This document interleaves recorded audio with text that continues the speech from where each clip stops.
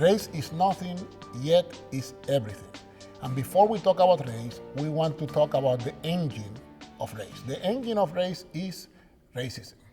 And racism is a system of domination, race domination or race-based domination that started at least 500 years ago when Europe discovered Africa and the Americas and developed these colonial relations with African nations and with Latin American nations, yeah? But racism then becomes the system of domination that changes over time. So one problem that we have in the discussion about what racism is all about is that we assume that racism is like the original sin. We had it, and it's the same thing 100, 200, 400, 500 years later. If it's a system of racial domination, our analysis has to be what happened during the colonial period of domination, what happened after the end of colonialism, and then what is happening these days that people claim that we are living the post-racial era, yeah? So then in that sense, racism has changed over time. In the US, just to be quick, we can say that we have had three major periods of racial domination. The colonial slavery period, yes, I want to add the colonial part because for Native Americans, it wasn't slavery, it was a combination of taking their lands, genocide, etc., yeah, and slavery. Then we moved from that, which ended more or less in the 1860s, to 100 years of the period that we call Jim Crow, that we can rename as apartheid. And then after that, in the late 60s and 70s, in part because of the civil rights movement and because of the uncivil rights movement, let's always remember that between 1960 and 1970, about 250 race rebellions or so-called race riots transpired in cities across the US, yeah? So that led to a change in the system of racial domination, and I have argued, and I'm not the only one, that a new, more sophisticated way of systemic discrimination emerged. This is the sort of killing me softly version of discrimination. So let me give you one example. We know that in the 1940s and 50s, someone as handsome and like me, dark, and with a so-called thick accent would probably experience a lot of discrimination in stores, yeah? And it was going to be overt, in my face. You cannot shop here because you are not a qualified member of the community.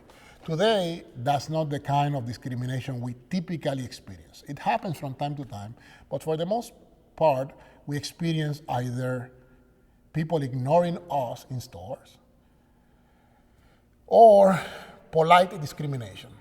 So I go and they are like, may I help you? Just looking. May I help you? Still looking. And sometimes in a period of 3-4 minutes, may I help you? Now I go by the rule of two. After the first time, I'm like kindly, politely, no, I'm just looking. The second time I tell them, yes, you can help me. I'm trying to steal this fancy coat, and I was wondering if you could give me ideas about how to accomplish this task, yeah?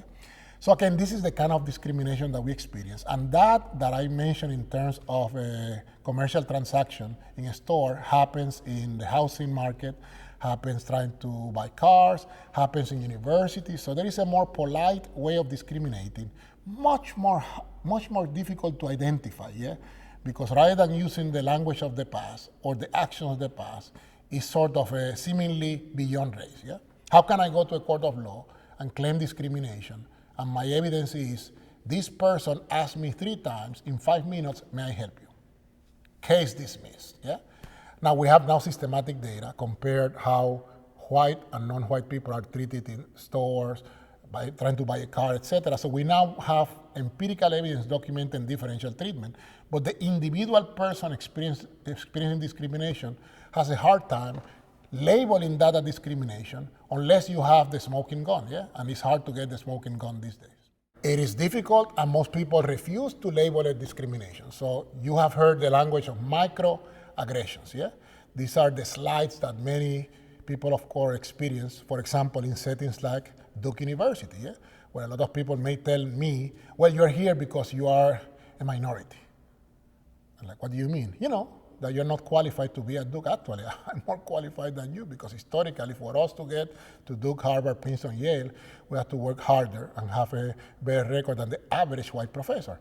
But this is constantly the sort of microaggressions that we experience in places like Duke, etc. Now that, when I discuss this sort of microaggressions, the reaction from many whites, colleagues of mine and whites outside, is like, you guys are hypersensitive. You cannot talk about race. You don't want to be challenged on your deal, and that's why you are hypersensitive. Yeah.